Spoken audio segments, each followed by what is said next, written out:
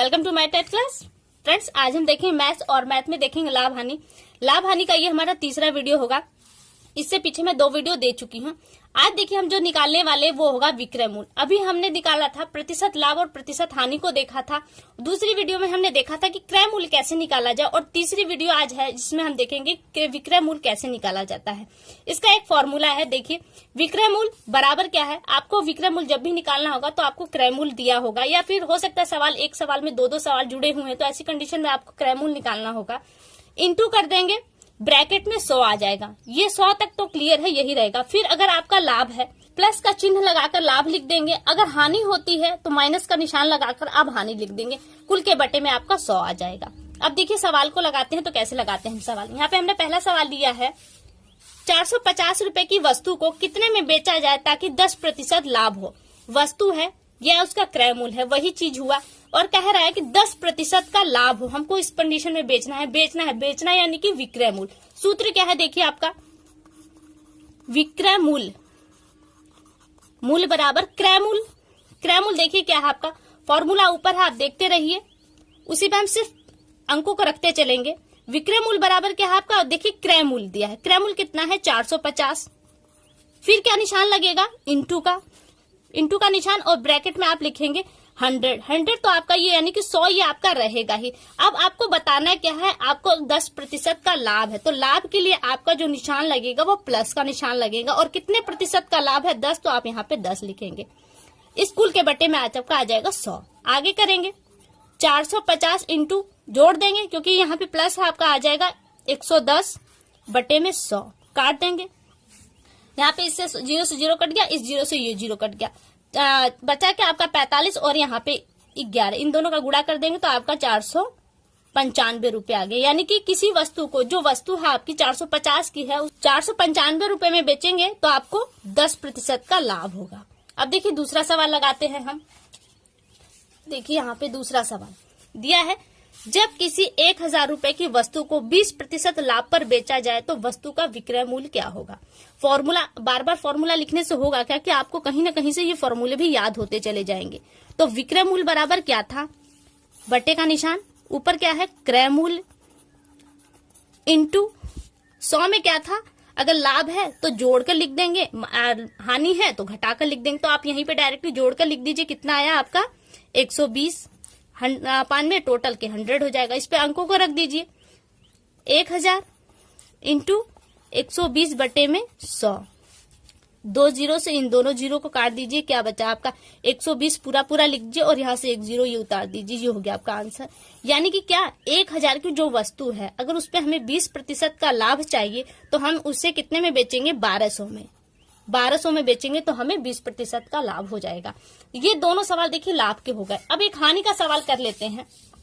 देखिए ये सवाल है, जब किसी वस्तु को 125 रुपए पर खरीदा गया तो 25% की हानि हो गई, वस्तु का विक्रय मूल्य क्या होगा। विक्रय मूल्य फॉर्मूला देखिए, विक्रय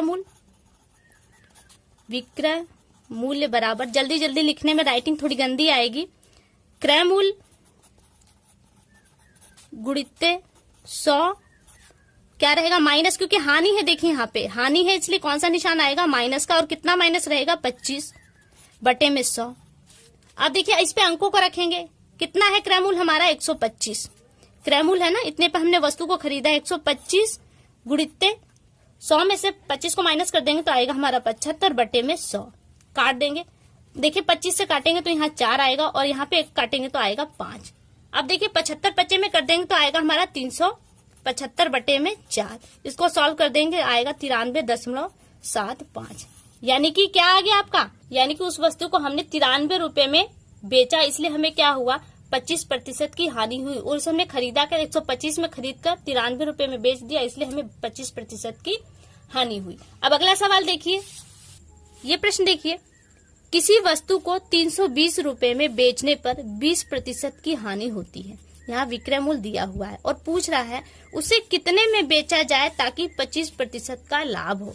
कितने में बेचा जाए यानी कि आपसे विक्रय मूल्य पूछ रहा है, लेकिन देखिए यहाँ पे क्रय मूल्य नहीं है। कह रहा है कि 320 रुपए में बेचने पे 20% की हानि हुई। तो ये तो हानि वाला आपका रेट आ गया, जो मूल रेट है वो नहीं मिला। तो यहाँ से आप क्या करेंगे, पहले आप मूल रेट को निकालेंगे यहाँ से, यानी कि क्रय मूल्य को निकालेंगे। जब आपको क्रय मूल्य मिल जाएगा तो आप विक्रय मूल्य को निकालेंगे 25% के लाभ पर। देखिए क्रय मूल्य का सूत्र क्या है, क्रय मूल्य बराबर क्या था आपका, विक्रय